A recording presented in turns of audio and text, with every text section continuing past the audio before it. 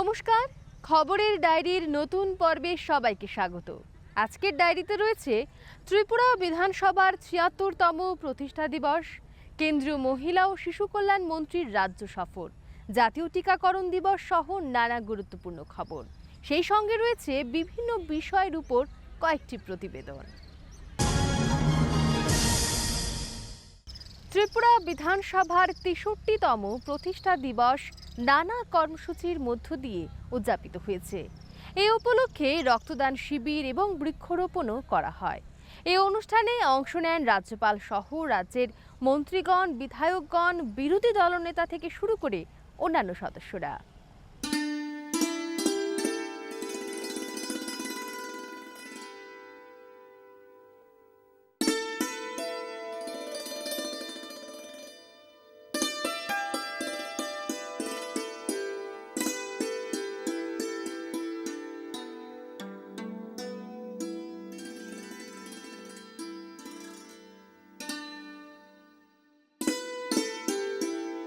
Is not merely a procedural gathering, it is a sacred congregation where the voices of the voiceless find expression.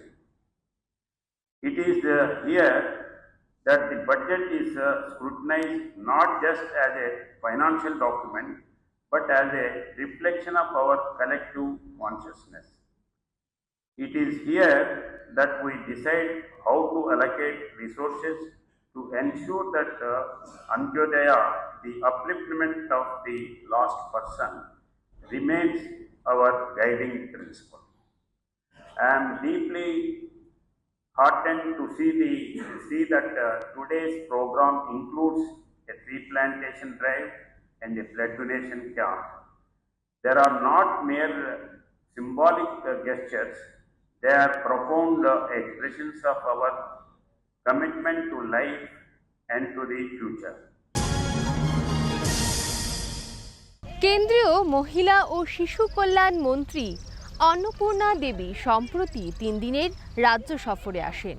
এই সফরকালে তিনি অভয়নগরের শিশু পরিচর্যা প্রতিষ্ঠান পরিদর্শন, ডুকলি ব্লকের স্ব-সহায়ক দলের সদস্যদের সঙ্গে মত বিনিময় এবং সংশ্লিষ্ট দপ্তরের আধিকারিকদের সঙ্গে বৈঠক করেন। সেই সঙ্গে বিভিন্ন স্থানে নানা কর্মসূচিতে অংশ নেন কেন্দ্রীয় মন্ত্রী।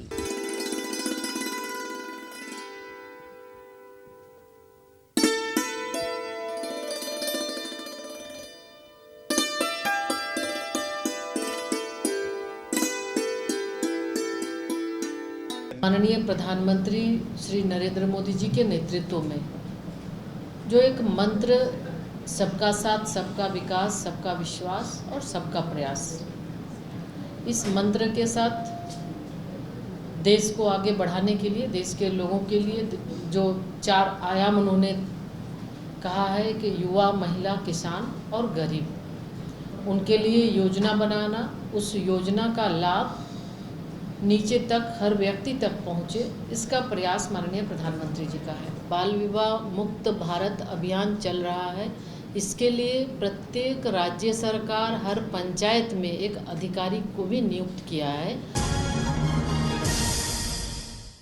রাজ্যে দুধের উৎপাদন বৃদ্ধির লক্ষ্যে কাজ করে চলছে ত্রিপুরার প্রধান সমবায় ভিত্তিক দুধ উৎপাদক সংস্থা Gomati cooperative milk producers union. এখানে দুধ, দই, আইসক্রিমের পাশাপাশি নানা ধরনের মিষ্টিও তৈরি হয়। আগামী দিনে আরও বেশি করে দুগ্ধজাত পণ্যের উৎপাদনের লক্ষ্য নিয়ে কাজ করছে গোমতী ডেয়ারি। ১৯৮২ সালের ২রা মার্চ ৫,০০০ লিটার ক্ষমতার সম্পন্ন দুগ্ধ প্রক্রিয়াকরণ কারখানা দিয়ে পথ চলতে শুরু করে গোমতী ডেয়ারি। ৪৪ বছরে গোমতী ডেয়ারির অনেক পরিবর্তন হয়েছে। বর্তমান সময়ে Gomati cooperative milk producers union limited হল ত্রিপুরার প্রধান সমবায় ভিত্তিক দুগ্ধ উৎপাদক সংস্থা। এখন দুধ প্রক্রিয়াকরণের পাশাপাশি দুগ্ধ জাতীয় পণ্যের উৎপাদন বেড়েছে। সংস্থার চেয়ারম্যান রতন ঘোষ জানিয়েছেন, এখন 4 কোয়ালিটির দুধ তৈরি হয়। শুধু দুধ প্রক্রিয়াজাতকরণই নয়, দই, ঘি, আইসক্রিমের পাশাপাশি ৭৫ রকমের মিষ্টি তৈরি হয় এই ডেয়ারিতে। এখানেই শেষ নয়, Gomati cooperative milk producers union নিজস্ব অত্যাধুনিক মেশিনের মাধ্যমে মিনারেল ওয়াটার তৈরি করতেও শুরু করেছে। বর্তমানে 189টি দুগ্ধ সমবায় সমিতি রয়েছে। 6000-এর উপর গোপালকরা দুধ সরবরাহ করে লাভবান। বিভিন্ন সময়ে গোখাদ্য সরবরাহ করা থেকে শুরু করে নানা ধরনের সুযোগ সুবিধা প্রদান করা হচ্ছে বলে জানিয়েছেন সংস্থার চেয়ারম্যান। আমাদের এই যে প্রোডাক্টগুলি তৈরি হয় তার গুণগত মান কিন্তু অনেক বেশি ভালো। আমাদের এখানে ল্যাব আছে, নিজস্ব আমাদের গোমতী ল্যাব আছে, সেখানে পরীক্ষা করে সেটা বাজারজাত করা হয়। আমরা চাইছি আমাদের সাথে কৃষক 6002 জন কৃষক বর্তমানে আমাদের সাথে যুক্ত আছে, গোপালক কৃষক। আমরা চাইছি আগামী দিনে 10,000 কৃষক যাতে আমাদের সাথে জুড়ে এবং নতুন 45টা দুগ্ধবাহী সমিতি আমরা 2026 সেটা গঠন করতে যাচ্ছি। আমরা 5টি জেলাতে মাত্র আমাদের প্রোডাক্ট যেত, কিন্তু আমরা যখন এই বিষয়টা জানি তখন আমরা কিন্তু সিদ্ধান্ত নিয়েছি যে রাজ্যের প্রত্যেকটা জেলা, প্রত্যেকটা পরিবার যাতে আমাদের এই প্রোডাক্টগুলি পায়। তার জন্য আজকে ধর্মনগর থেকে সাবরুম আমাদের কিন্তু এই প্রোডাক্টগুলি যাচ্ছে। আমরা দেখেছি রাজ্যের আমাদের গোপালক কৃষক যারা আছে তারা কিন্তু অনেকে গরু পালতো না, এখন কিন্তু গরু পালছে, কারণ সরকার থেকে বিভিন্ন স্কিমের মাধ্যমে তাদের গরু কিনে দেওয়া হচ্ছে। আমাদের যারা গোপালক কৃষক আছে তারা কিন্তু আমাদের অনেক কিছু পরিষেবা দিয়ে থাকি আমাদের থেকে, গোমতীর থেকে। ধরেন টেবিল দেই, চেয়ার দেই, ঘাস দেই, ঘাসের বীজ দেই, বা আমাদের যে স্ক্যান্টেলের স্কিমগুলি আছে এই স্কিমগুলি প্রতিনিয়ত পাই। আমরা কর্মচারীদের মধ্যে সবার মধ্যে একটা আনন্দ উৎসব হতে, এবং আমাদের মোদিজি যে বলছেন মা কি নাম এক পের, আমরা কিন্তু স্বচ্ছ ভারত অভিযান করি। গোমতী ইন্দ্রনগরে প্রতি মাসের 1 তারিখে আমরা স্বচ্ছ ভারত করি, এবং আমাদের বামুটিয়া ইউনিট 2-তে প্রতি মাসের 2 তারিখে স্বচ্ছ ভারত করা হয়। আমার মনে হয় না কোনো কোঅপারেটিভ সেক্টরে সেখানে স্বচ্ছ ভারত হয় প্রতি মাসে। পালকরাও দুধ সরবরাহ করে খুশি। তারা যেমন গোখাদ্য খুব কম খরচে পাচ্ছেন, তেমনি পুজোর সময় বোনাস পেয়ে উপকৃত হচ্ছেন গোপালকরা। সমবায়ের মাধ্যমে ডেয়ারিতে দুধ পৌঁছে দিচ্ছেন তারা, এমনটাই জানিয়েছেন বেশ কয়েকজন গোপালক। হ্যাঁ, একদম সবাই প্রত্যেকেই খুশি আছে এবং সবাই গোমতী ডেয়ারিতে দুধ দেওয়ার লেগে আগ্রহ আছে। কারণ এই যেমন মনে করেন জ্যৈষ্ঠ মাস, আষাঢ় মাস প্রত্যেক বছরই ড্যাম সিজন চলে, যেটা কয়, ওই সময় কৃষক দুধ বেচার জায়গা থাকে না। তো আমাদের এই সমিতির মারফতে গোমতী ডেয়ারি এই দুধ কিনে আনে। 2030 আইতে আইতে আমি মনে করি যে সারা নর্থ ইস্টের মধ্যে 1 নম্বরে গিয়ে পৌঁছাইব। গোমতী ডেয়ারির যে পজিশন বা যে পরিস্থিতি আসছিল এর থেকে অনেক বেটার হয়ে আসছে এখন, এবং ডিজিটাল যে পদ্ধতি 10 দিন পরে পেমেন্ট পেয়ে লইতেছে কৃষক। আমরা প্রায় 200 লিটার দুধ দৈনিক ডেয়ারিতে দিতেছি।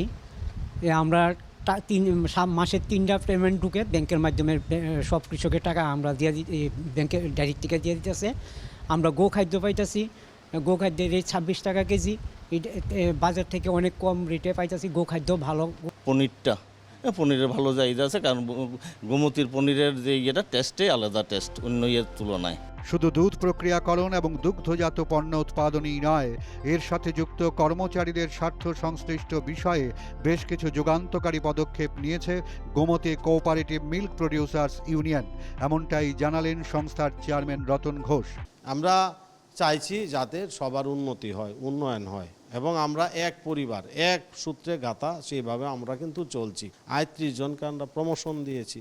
সম্পূর্ণ গুণগত মান বজায় রেখে এবং স্বাস্থ্যসম্মতভাবে তৈরি হচ্ছে গোমতী দুধ এবং দুগ্ধজাত বিভিন্ন পণ্য। এবং আমরা জানতে পেরেছি যে এই গোমতী দুধ এবং দুগ্ধজাত পণ্যের চাহিদা কিন্তু দিনের পর দিন বাড়ছে, এবং এই চাহিদার সাথে সঙ্গতি রেখে রাজ্য তো বটেই, রাজ্যের চাহিদা মিটিয়ে বহিরাজ্য কিন্তু রপ্তানি করা হচ্ছে। এবং এই গোমতী দুধ এবং দুগ্ধজাত পণ্যকে নিয়ে আগামী দিনে পরিকল্পনা রয়েছে অনেক, যাতে এই গোমতী দুধের চাহিদা আরও বাড়ানো যায়, মানুষের মধ্যে এই গোমতী দুধকে নিয়ে যাওয়া যায়। এর জন্য রয়েছে বিভিন্ন পরিকল্পনা। গোমতী ডেয়ারি থেকে ক্যামেরায় সুব্রত সাহার সাথে আমি জয়ন্ত ভৌমিক, দূরদর্শন সংবাদ, ত্রিপুরা।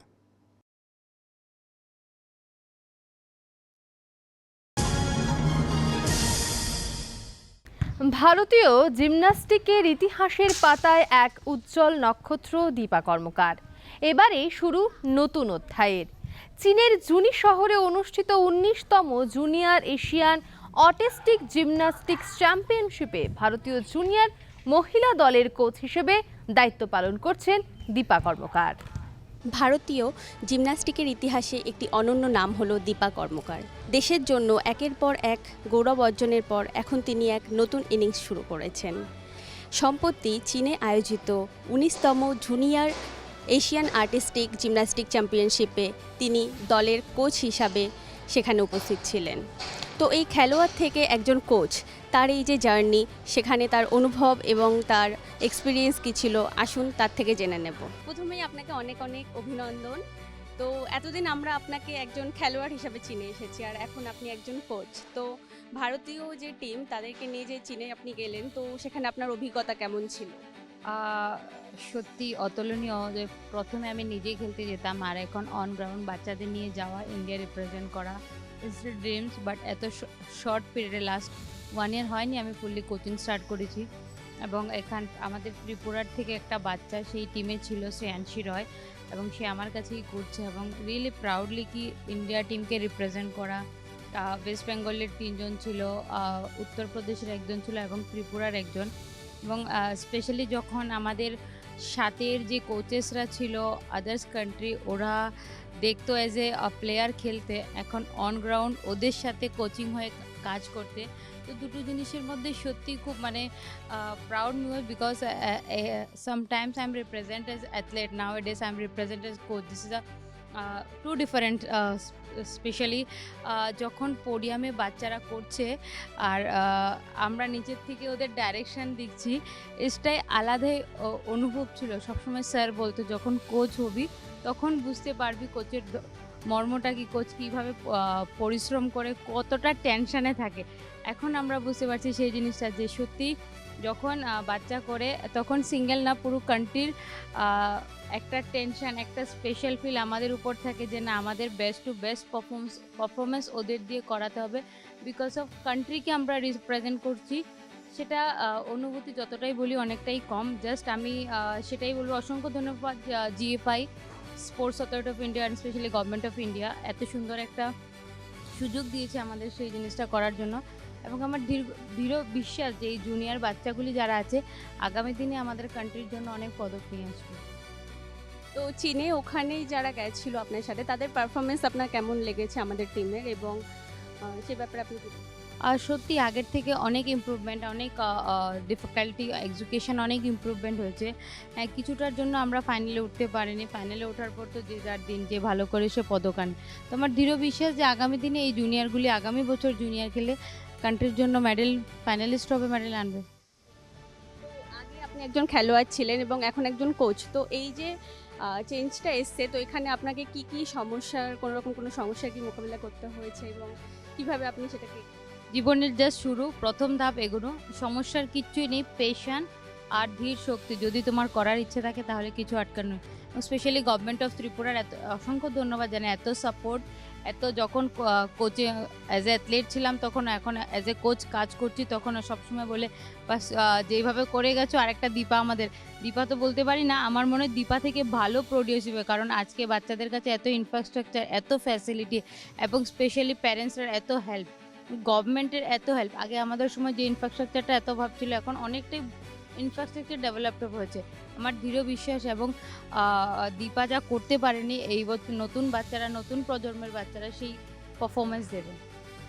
তো আপনার যে কোচ ছিলেন বিশেষানন্দী স্যার, তো স্যার যখন আপনাকে শেখাতেন, তো স্যারের কাছ থেকে আপনি যখন শিখেছেন একজন খেলোয়াড় হিসাবে, এবং আপনি এখন একজন কোচ হয়ে এসেছেন, তো আপনি আপনার স্যারের কোন কোন জিনিসগুলো, যেগুলো আপনাকে ডেভেলপমেন্ট করতে বা আপনার গ্রুমিংয়ে সাহায্য করেছে, যেগুলো আপনি এখন নিজে আপনার স্টুডেন্টদের মধ্যে আনতে চাই? এখন পুরো চেষ্টা হচ্ছে স্যার যেভাবে পিসফুলি কাজ করতো গ্রাউন্ডে, অন গ্রাউন্ড, সেভাবে করার। Because as a coach peaceful থাকা সত্যি খুবই কষ্টকর, কারণ 10-12টা বাচ্চাকে হ্যান্ডেল করা একা খুব মুশকিল। বাট সবসময় বলে পিসফুলি বাচ্চাদের বোঝার চেষ্টা করো, সেই জিনিসটা যদি তোমার মধ্যে থাকে সত্যি তুমিও সাকসেসফুল হবে। ভারতীয় যে জিমন্যাস্টিক যে প্লেয়াররা আছে, তারা যাতে অলিম্পিক বা এশিয়ান গেমস বা ওয়ার্ল্ড লেভেল গেমসে যাতে তারা আরও ভালো করতে পারে, তো সেখানে আপনি কি কি করা উচিত সেই জায়গায় নিয়ে যাওয়ার জন্য? দেখুন, আমাদের সেন্ট্রাল গভর্নমেন্টের স্কিমে অনেকগুলি স্কিম এসছে, যেগুলি খেলো ইন্ডিয়া, এবং খেলো ইন্ডিয়া একটা স্টাইপেন্ড, যেটা পকেট মানি 10,000, টপস, ট্যাগ, এই স্কিমগুলি অনেক ডেভেলপমেন্ট করছে। দেখুন এখন আমাদের অনগ্রাউন্ডে কাজ করা এবং যে গ্রাসরুট লেভেল আছে ওইটাতে যাতে আর একটু আমরা নজর দিয়ে কাজ করি, তো সত্যি আমরা সাকসেসফুল হব। আপনার কাছ থেকে প্রশিক্ষণ নিয়ে দীপা কর্মকার সে শুধু ত্রিপুরাকে নয় পুরো ভারতবর্ষের নাম উজ্জ্বল করেছে এবং ভারতকে বিশ্বের দরবারে নিয়ে গেছে। তো সে আপনার ছাত্রী হিসাবে এবং আজ সে নিজে একজন কোচ। তো এই পুরো ব্যাপারটা আপনার কেমন লাগছে, আপনার অনুভূতি কেমন? আমি খুব আনন্দিত, আমি খুব গর্বিত যে দীপাকে তৈরি করেছি অ্যাজ এ প্লেয়ার। 2024-এ এশিয়ান চ্যাম্পিয়নশিপ থেকে যখন সে গোল্ড মেডেল আনে, তারপরে ওকে আমি বললাম যে না আর নয়, এবার তুমি কোচিংয়ে আসো। তো এখানকারই একটা জিমনাস্ট ছিল শ্রেয়াংশী রয়, ওকে নিয়ে ও 2 বছর খুব হার্ডওয়ার্ক করার পরে সিলেকশন দিয়ে সিলেকশনের চান্স পেয়েছে। এশিয়ান চ্যাম্পিয়নশিপে চায়নাতে গিয়েছিল। আমি সত্যি খুব প্রাউড ফিল করছি এবং আশা করি দীপা যেই লেভেলে গেছে তার থেকে ভালো লেভেল সে নিয়ে যাবে বাচ্চাদেরকে। কারণ আমরা যারা কোচ আমরা সবসময় এটাই ভাবি যে আমি যে স্ট্যান্ডার্ডে ছিলাম আমি বাচ্চাকে আমার থেকে ভালো স্ট্যান্ডার্ডে তৈরি করব। আমার অলিম্পিকের ছিল মানে টার্গেট ছিল কিন্তু হয়নি। 1980-তে মস্কো অলিম্পিকে অনেক চেষ্টা করেছিলাম, হয়নি। খুব মনে ব্যথা পেয়েছি, তখন আমি জিমন্যাস্টিক করতাম। তখন একটা প্রতিজ্ঞাবদ্ধ হয়েছি যে না দেখি কি করা যায়, আমি চেষ্টা চালিয়ে যাব। মানে এরকম চ্যালেঞ্জ করিনি যে আমি পাঠাবই, যে চেষ্টা চালিয়ে যাই, দেখা যাক কী হয়। ওই দীপাকে নিয়ে খুব হার্ড পরিশ্রম করেছি। দীপা খুব জেদ্দি ছিল, স্যার আপনি শুধু বলেন আমাকে কী করতে হবে। তো এই ধরনের জিমনাস্ট মানে পাওয়াটাও খুব ভাগ্যের ব্যাপার। পরিশ্রম করেছি, এখন রেজাল্টও মোটামুটি পেয়েছি। এখন দেখা যাক দীপা কী করে। এতক্ষণ আমরা শুনে নিলাম দীপা কর্মকারের কথা। উনি আশা প্রকাশ করেছেন যে ভবিষ্যতে ত্রিপুরা থেকে ওনার থেকেও আরও অনেক বড় মাপের খেলোয়াড় বেরিয়ে আসবে। ত্রিপুরার NSRCC থেকে ক্যামেরা পার্সন সুব্রত সাহার সঙ্গে আমি সোহানা মুন্সি, দূরদর্শন সংবাদ, ত্রিপুরা। দক্ষিণ জেলার ঋষ্যমুখের কৃষ্ণনগর গ্রাম পঞ্চায়েতের সেনাপাড়ার নীর NFC মহিলা দল পাটের তৈরি সামগ্রী বানিয়ে সাফল্যের মুখ দেখেছেন। পাট দিয়ে নানা সামগ্রী তৈরি করে আজ তারা আর্থিকভাবে লাভবান। ভারত বাংলাদেশ সীমান্তবর্তী দক্ষিণ জেলার ঋষ্যমুখ ব্লকের কৃষ্ণনগর গ্রাম পঞ্চায়েতের সেনপাড়া একসময় সংসারের কাজে সীমাবদ্ধ ছিলেন এখানকার 12 জন মহিলা। প্রধানমন্ত্রীর ভোকাল ফর লোকালে সাড়া দিয়ে এবং নিজেদের ইচ্ছাশক্তি আর পরিশ্রমকে পুঁজি করে তারা আজ হয়ে উঠেছেন সফল উদ্যোক্তা। 2025 সালে নীর NFC মহিলা দল গঠন করে ত্রিপুরা আজীবিকা মিশনের সহায়তায় ব্যাংক থেকে 1 লক্ষ টাকা ঋণ নিয়ে শুরু হয় তাদের পথ চলা। ছোট পরিসরে শুরু হওয়া সেই উদ্যোগ আজ নিয়মিত আয়ের একটি সফল প্রকল্পে পরিণত হয়েছে বলে জানান ত্রিপুরা আজীবিকা মিশনের আধিকারিক প্রসেনজিৎ মজুমদার। দিদিরা 2025-এ ট্রেনিং পেয়েছিল, আমরা TRM এর সহায়তায় ট্রেনিং করেছি। ট্রেনিংয়ের পরে দিদিরা লোন নিয়েছে SHG হয়ে। লোন নেওয়ার পরে দিদিরা কাজ শুরু করেছে। কাজ শুরু করে এখন মোটামুটি তারা 20 থেকে 25,000 টাকা মান্থলি অ্যাভারেজ তারা ইনকাম জেনারেট করছে। 12 জনের এই দলটি পাট দিয়ে তৈরি করছেন পরিবেশ বান্ধব নানা ধরনের আকর্ষণীয় সামগ্রী। শপিং ব্যাগ, মহিলাদের handbag, tiffin bag, non woven bag, কাপড় রাখার ব্যাগ, অলংকার রাখার বক্স, ফাইল কভার সহ আরও নানা হস্তশিল্প এখন তৈরি হচ্ছে তাদের হাতে। প্রতিটি পণ্যে রয়েছে নান্দনিক নকশা এবং উন্নত মানের ছাপ। পরিবেশ বান্ধব এই সামগ্রীর বাজারও খুব ভালো এবং এর থেকে ভালো আয় হচ্ছে বলে জানান দলের সদস্যরা। আমরা সবাই নীর NFC সদস্য। আমরা 2025-এ এই জুট ব্যাগের ফাইল কাভারের প্রশিক্ষণ নিয়েছি TRLM থেকে। নিয়ে আমরা সবাই এই কাজটা শুরু করেছি। এতে আমাদের মানে সরকার যে আমাদেরকে উপকার করেছে, এটা আমরা অনেক উপকার পেয়েছি এবং অনেক ধন্যবাদ জানাই ওদেরকে। TRLM की सहायता से हमको मिला और हमारी ये प्रोडक्ट लोकल मार्केट में और ब्लॉक में और डिस्ट्रिक्ट में हम सेल करते हैं।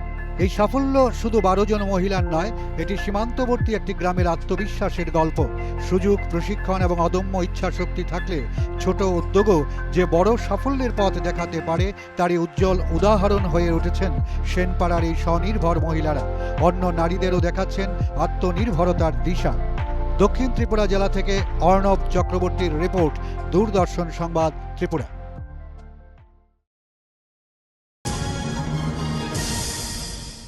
ভিবি জি রামজি 1 জুলাই থেকে সারা দেশে চালু হয়েছে।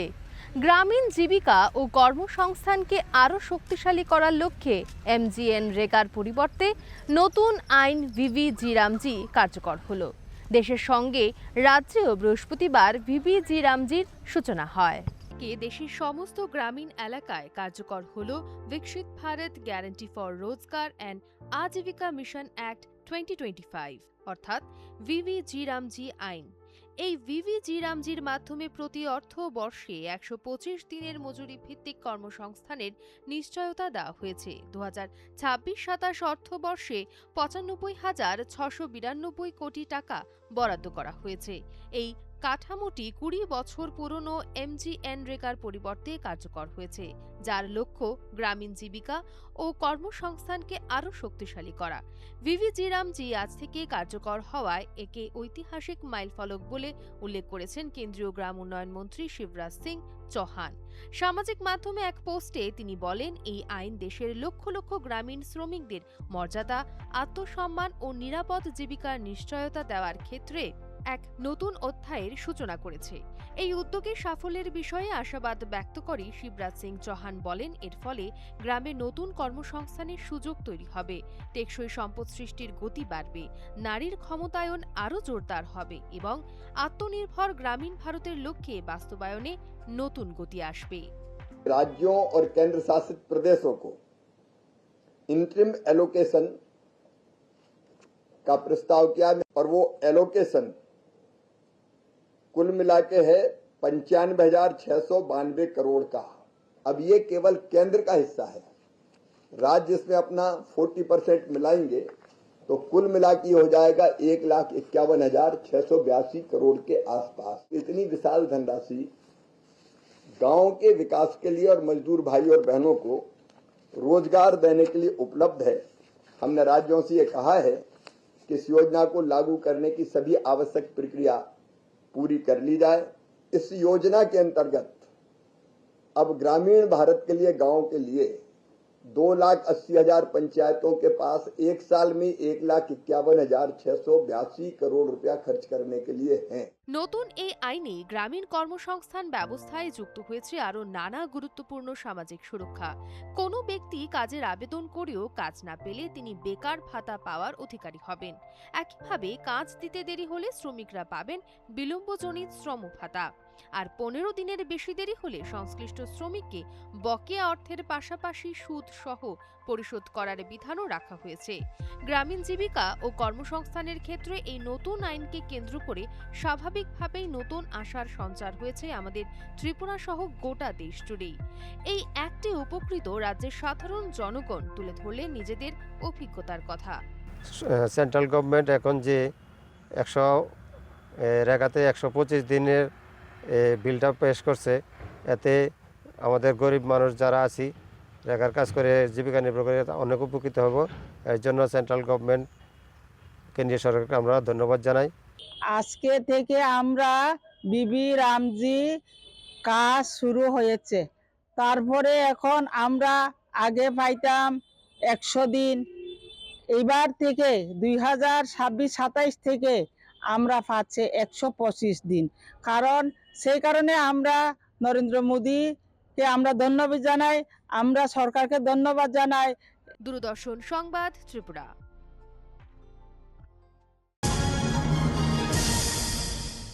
জিরানিয়ার অন্তর্গত বেলবাড়ি কৃষি মহকুমাতেও জৈব পদ্ধতিতে চাষ করে লাভবান শতাধিক কৃষক। সহকারী সহায়তায় আনারস ও লেবু চাষ করে আজ তারা স্বাবলম্বী। রাজ্য সরকারের কৃষি এবং কৃষক কল্যাণ দপ্তর রাসায়নিক সারের পরিবর্তে জৈব চাষের উপর জোর দিয়েছে। বর্তমানে সারা রাজ্যে 26,000 হেক্টর জমিতে জৈব চাষ হচ্ছে। আগামী দিনে তা আরও বৃদ্ধির উদ্যোগ হাতে নিয়েছে। কৃষকরাও জৈব চাষ পদ্ধতিতে আনারস, লেবু থেকে শুরু করে বিভিন্ন ফল ও শাক সবজি চাষ করছে। রাজ্যের অন্যান্য কৃষি মহকুমার পাশাপাশি জিরানিয়ার অন্তর্গত বেলবাড়ি কৃষি মহকুমাও এই চাষে গুরুত্বপূর্ণ ভূমিকা পালন করছে। বর্তমানে এই কৃষি মহকুমার ৩ শতাধিক কৃষক জৈব চাষ করছে। এই কৃষি মহকুমার অধীনে বর্মুরার পাদদেশে রয়েছে তুইসিকাম পাড়া। এই তুইসিকাম পাড়ার মুঙ্গুনাং রূপিনী নামে এক কৃষক জৈব চাষ পদ্ধতিতে লেবু চাষ করে অনেকটাই লাভবান বলে জানালেন। আমার টোটাল লেবু গাছ আছে কমসে কম 4000 মতন। এর মধ্যে আমি এই লেবু গাছ দিয়ে আমার সংসার সব কিছু চলে। আর ঈদের ছাড়াও আমার তো আনারস বাগান আছে। 2005 থেকে এই লেবু গাছ আমি আরম্ভ করছিলাম। এখন পর্যন্ত আমার এই লেবু গাছটি আপাতত বাৎসরিক 1 লাখ টাকা মিনিমাম এরকম আমি সেল করি। আমি আনারসে হর্টিকালচার থেকে পাইছে 5000 আনারস চারা, আর আমলাপুরি আম পাইছিলেন 40টা। ঈদে এগ্রিকালচার থেকে ঈদি বাগানও আছে আমার। কৃষকদের সহায়তায় বেলবাড়ি কৃষি মহকুমার অধীনে রয়েছে 3টি এফপিসি অর্থাৎ ফার্মার প্রডিউসার কোম্পানি। তারা মূলত কৃষকদের কাছ থেকে জৈব চাষের উৎপাদিত সামগ্রী ক্রয় করে রাজ্য এবং বহির্রাজ্যে বিক্রির বন্দোবস্ত করে থাকেন। চক্রিং নামে এক এফপিসির এমডি সুবোধ দেববর্মা জানালেন তাদের কাজকর্মের কথা। আমার চক্রিংয়ের ফার্মার আছে 500 জন, আর আমরা সরকারের যন্ত্রপাতি, কৃষি যন্ত্রপাতি সম্পূর্ণ ফ্রি, আমরা সম্পূর্ণভাবে আমরা ফ্রিতে পাইছি। কৃষকের কাছ থেকে আমরা জিঞ্জার, টারমারিক, পাইনঅ্যাপেল এসবগুলা আমরা ক্রয় করে আমরা বায়ার্স টু বায়ার্সের সাথে আমরা সাপ্লাই দিই। কৃষকরা উপকৃত হয় তার সরকারিভাবে বিভিন্ন রকম সাহায্য পায়। এর মধ্যে আমরা যতগুলা কাস্টমার হিয়ারিং যন্ত্রপাতিগুলা আমরা দেই, যেটা অনুদান দিছিল ওইটা আমাদের কৃষক ওইটা ব্যবহার করে। চম্পকনগর এগ্রি সাব ডিভিশনের সেক্টর অফিসার কবির দেববর্মা জৈব চাষে কৃষকদের কি কি সহায়তা করা হয় তা বিস্তারিত তুলে ধরেন। We are helping farmers to promote the organic products and the marketings to different market within the state and outside the state. We are also producing different benefits to farmers like cash benefits and different machineries, and also this Nadek compost also we are providing.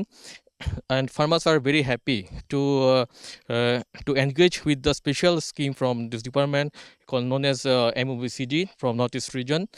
And farmers are there are different farmers who are practicing organic, especially in our Belbari division at Champabari VC. The farmers are mostly engaged in organic farming.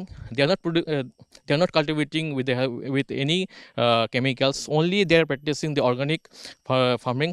কৃষি এবং কৃষক কল্যাণ দপ্তরের বিভিন্ন ধরনের সহায়তায় চম্পকনগরের তুইসিকাম গ্রামে আমরা দেখলাম যে কৃষকরা জৈব চাষে অনুপ্রাণিত হয়ে বিভিন্ন ধরনের ফল থেকে শুরু করে শাকসবজি চাষ করছেন। এতে করে তারা আর্থিক দিক দিয়েও স্বনির্ভর হচ্ছেন। তুইসিকাম পাড়া থেকে আমি শ্যামল দেব, ক্যামেরায় সুব্রত সাহা। এই ছিল আজকের খবরের ডায়েরি। আবারও হাজির হব নতুন আরেকটি পর্ব নিয়ে। ততক্ষণ পর্যন্ত সবাই ভালো থাকুন, সুস্থ থাকুন। নমস্কার।